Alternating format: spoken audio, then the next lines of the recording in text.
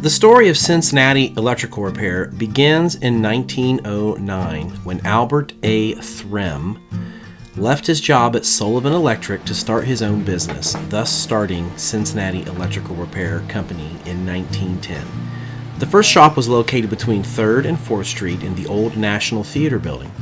Here they worked on DC motors and controllers along with industrial wiring. The company remained there until 1935 when the building was sold to Bell Telephone Company for a new garage. Then in 1939 the shop was moved to 313 East Pearl Street. By this time Cincinnati Electrical Repair took on electrical tool repair. They were the first authorized Black & Decker service station in the area, and they were one of the early Stanley dealers. While at 313 East Pearl Street there were two massive floods in Cincinnati.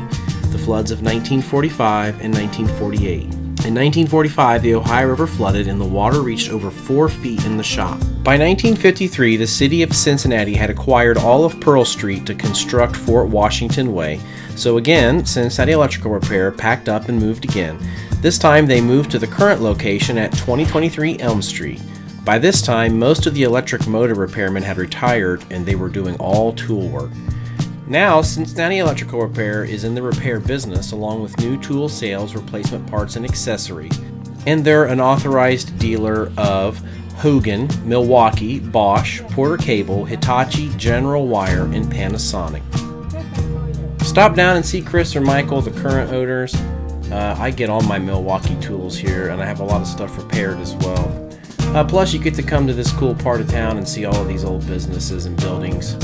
So check out Cincinnati Electrical Repair. In business since 1910.